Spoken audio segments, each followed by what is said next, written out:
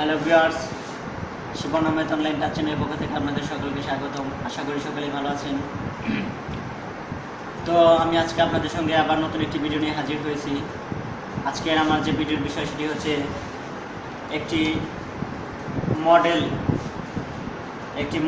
Mechanical refrigeration cycle. এখানে আমার হাতে একটি লক্ষ্য করুন, একটি লিফলেট রয়েছে, এখানে লেখা রয়েছে মডেল মেকানিক্যাল রেফ্রিজারেশন সাইকেল। সুতরাং একটি রেফ্রিজারেশনের মডেল আমি তৈরি করেছি। সেই মডেলটি কিভাবে কাজ করে, সেই মডেলটিতে কী কী অংশ রয়েছে, প্রত্যেকটি অংশ আমি আপনাদেরকে দেখাবো। তো প্রত্যেকেই একটু দেখে নেন যে আমি যে মডেলটি বানিয়েছি সেটি প্রথমে একটু দেখে নেন এবং কি বিভিন্ন অংশের সাথে পরিচিত হয়ে নিন। আপনারা দেখতে পাচ্ছেন যে একটি মডেল, এটি আমি একটি ওপেন টাইপ একটি মডেল আমি বানিয়েছি জাস্ট এটা আপনাদের শেখানোর জন্য, এবং কি যারা স্টুডেন্ট রয়েছে বিশেষ করে তাদের জন্য, তারা যাতে সহজে বুঝতে পারে যে একটি সাইকেল আসলে কিভাবে কাজ করে। খোলা টাইপের, যেমন আমরা একটি রেফ্রিজারেটরের ভিতরে কী কী অংশ কীভাবে কাজ করে সেটা আমরা অনেক সময় দেখাতে পারি না, বুঝতে পারি না, কিন্তু এখানে আমি ওপেন টাইপ একটি মডেল বানিয়েছি যেটা দিয়ে আপনারা সহজেই আমি কাউকে বোঝাতে পারি যে একটি সাইকেল এভাবে এভাবে কাজ করে।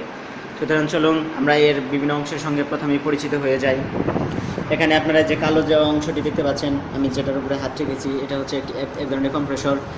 সুতরাং মানুষের দেহে যেমন হৃৎপিণ্ডটা অনেক বেশি ইম্পর্টেন্ট, সুতরাং একটি রেফ্রিজারেটরের জন্য এই কালো যে কম্প্রেসরটি দেখতে পাচ্ছেন এটি আসলে অনেক বেশি একটি গুরুত্বপূর্ণ, ঠিক হৃৎপিণ্ডের ন্যায় এটি কাজ করে। এরপরে আপনারা এখানে লক্ষ্য করুন যে দুইটি লাইন দেখতে পাচ্ছেন, এখানে দুইটি লাইন রয়েছে, একটি ডিসচার্জ একটি সাকশন লাইন রয়েছে এখানে। তো এখানে আবার দেখতে পাচ্ছেন এখানে যে দুটি সাইড গ্লাস রয়েছে, এগুলো দিয়ে আমরা মানে কখন ব্যাপার আসে, কখন লিকুইড আসে, আসলে সেগুলো আমরা এখান থেকে এই সাইড গ্লাস থেকে আমরা বুঝতে পারবো যে কখন কী হচ্ছে। সেজন্য চলুন এখানে দেখতে পাচ্ছেন যে আমরা বিভিন্নভাবে এটাকে পাইপিং করেছি। পাইপিং এখানে আপনার এই যে কালো যে অংশটি দেখতে পাচ্ছেন এটি আসলে ইনসুলেশন করা হয়েছে, এটা চলে গেছে আপনার সরাসরি ইভাপোরেটরে। আমরা এই যে এখানে দেখতে পাচ্ছেন যে যে গোল যে পটটা রয়েছে সেটা হচ্ছে এক ধরনের ইভাপোরেটর। এখানে এই যে এর চতুর্দিকে দেখতে পাচ্ছেন কয়েল করা রয়েছে, কয়েল পাচানো রয়েছে, এটি একটি ইভাপোরেটর। তো এখানে আরেকটি লাইন দেখেন এখানে যে সরাসরি কন্ডেন্সারের সঙ্গে সম্পৃক্ত হয়ে গেছে। পেছনে যে কম্প্রেসর কন্ডেন্সার রয়েছে, এই কন্ডেন্সারটি 8 লেয়ারের ছিল, এটা আসলে বড় হয়ে গেছে, এর জন্য আমি এটাকে মাঝখান দিয়ে কেটে ভাঁজ করে এটাকে এভাবে আটকে দিয়েছি। এরপর আপনারা আস্তে আস্তে দেখেন যে লক্ষ্য করেন যে এখানে একটি চিকন একটি কয়েলের মতো দেখা যাচ্ছে, এটা আসলে হচ্ছে এক ধরনের, এই যে এখান দিয়ে আপনারা একটু লক্ষ্য করেন, ভিডিওটি আসলে বোঝা যাচ্ছে কিনা জানি না, এটা একটা হচ্ছে স্ট্রেনার ড্রায়ার। আর চিকন যে কয়েল করা তারটি দেখতে এটি এটা হচ্ছে একটি ক্যাপিলারি টিউব, অর্থাৎ ক্যাপিলারি টিউবটি স্ট্রেনার ড্রায়ার হয়ে এখানে আমরা আরেকটি সাইড গ্লাস লক্ষ্য করতে পারছি যে এখানেও আমরা এটা দেখার জন্য যে কিভাবে এটা দিয়ে কখন ব্যাপার, কখন কি হয়, কখন লিকুইড কখন তরল আসে, সেটা আমরা এই সাইড গ্লাসটি দিয়ে আমরা দেখতে পাবো। সুতরাং এর মধ্যে একটি রেফ্রিজারেটরের ভিতরে যে সমস্ত জিনিসগুলো থাকে, যে মডেলগুলো থাকে, সেগুলো এখানে আপনারা সবই এখানে দেখলেন। তো এখানে এটাকে আমি পাওয়ার সাপ্লাই দিয়ে চালাবো, চালানোর পরে দেখুন এর কী অবস্থা হয়। জাস্ট আমি এখন এটা পাওয়ার সাপ্লাই দেব।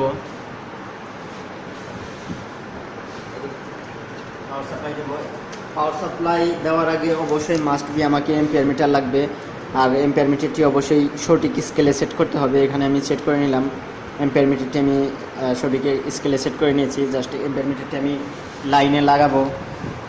এখানে আপনারা দেখতে পাচ্ছেন যে একটি লাইনের মধ্যে আমি জাস্ট দিয়ে দিলাম, মিটারটি এখানে দিয়ে দিয়েছি, আর আমি জাস্ট পাওয়ার সাপ্লাইয়ের সুইচটা অন করব। এখানে লক্ষ্য করুন যে কি হয়। আমি এখন পাওয়ার সাপ্লাইটি অন করছি।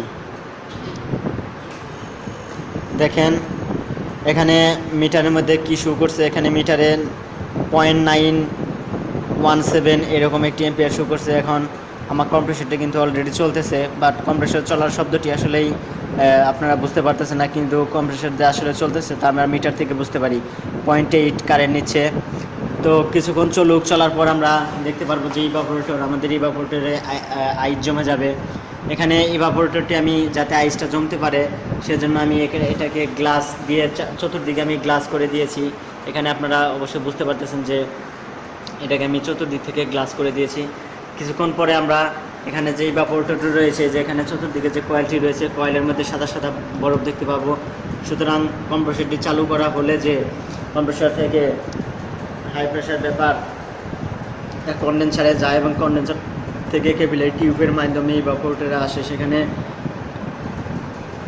এসে যে ঠান্ডার যে সৃষ্টি করে সেটা আমরা আসলেই কীভাবে হচ্ছে এখানে আপনারা দেখতে পারবেন যে আসলেই এটা কিভাবে ঠান্ডা হয়। তো কিছুক্ষণ আমরা একটু অপেক্ষা করি যে আসলে এটি কিভাবে চলে, একটু অপেক্ষা করি। এরপরে আমরা এখন আপনারা অবশ্যই লক্ষ্য করতে পারতেছেন যে কিছুক্ষণ চলার পরে আমার যে ইভাপোরেটর রয়েছে কুলিং কয়েল, সেখানে দেখতে পাচ্ছেন যে সাদা সাদা আইস জমে গেছে অনেক ধরনের। সুতরাং একটি কম্প্রেসর চালানোর পরে সাইকেলটি সম্পূর্ণ কাজ করার পরে এভাবেই আসলে ঠান্ডাটা আমরা কীভাবে পাই সেটাই আমি আপনাদেরকে এখন দেখালাম। যে আপনারা এখন দেখেন চতুর্দিকে অনেক সাদা একটি আস্তর পড়ে গেছে, সেটা একটি আইস, সেটা একটি বরফের লেয়ার পড়ে গেছে আসলে কয়েলের উপর দিয়ে, এভাবে এটা ঠান্ডা হচ্ছে। এদিকে আমরা এখন একটু লক্ষ্য করি যে এখানে সাকশন এবং ডিকশন লাইনে দুটি সাইড গ্লাস রয়েছে। এখানে হাই প্রেশার লিকুইড এবং কি তরলের যে পরিস্থিতিটা সেটা আসলেই এখানে আমরা বুঝতে পারতেছি না, বোঝা যাচ্ছে না, কিন্তু এখানে আসলে বোঝা যাচ্ছে যে কখন হাই প্রেশার লিকুইড হচ্ছে, কখন ব্যাপার আসতেছে, কখন ব্যাপার আর কখন লিকুইড হয় সেটা আসলে এখান থেকে বোঝা যায়।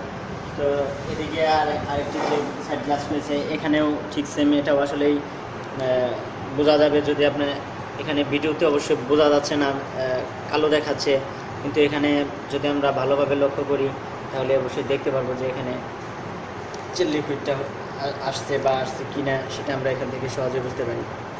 সুতরাং এই যে এখন পুরো মডেলটি আপনারা একটু দেখেন যে এটা আসলে যে একটি মডেল বানানো হয়েছে, এটি আসলে কী দিয়ে বানানো হয়েছে কীভাবে, সেটা হচ্ছে যে আমি এখানে এটা বানানোর জন্য অ্যালুমিনিয়ামের এক ধরনের শিট ব্যবহার করেছি।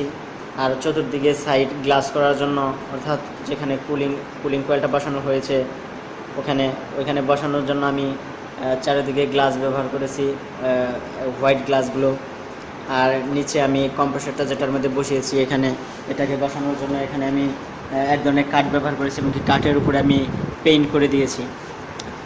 তো এখানে কুলিং কয়েলটা বসানোর জন্য আমি একটি কাঠ ব্যবহার করেছি এবং এই কাঠের উপরে পেইন্ট করে দিয়েছি, সুতরাং সিলভার কালারের পেইন্ট দিচ্ছি। সুতরাং এটা বোঝা যাচ্ছে না আসলে কাঠ, এটা কিন্তু অরিজিনালি কাঠ দিয়ে করা।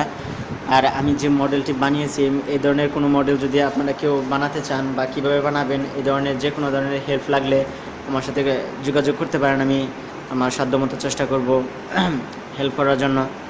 তো আজকে এই ছিল আমার ভিডিও। যদি আমার ভিডিওটি আপনাদের ভালো লেগে থাকে তাহলে অবশ্যই আমার চ্যানেলটি সাবস্ক্রাইব করবেন আর আমার ভিডিওগুলো বেশি বেশি শেয়ার করবেন। আর যদি কেউ কোথাও কোনো জায়গায় বুঝতে প্রবলেম হয় বা কোনো সমস্যায় পড়েন তাহলে অবশ্যই আমাকে কমেন্টে জানাবেন। আমি আশা করি আপনাদের সেই সমস্যাগুলো সমাধান করার চেষ্টা করব। সকলকে ধন্যবাদ জানিয়ে এখানে শেষ করছি। আল্লাহ হাফেজ।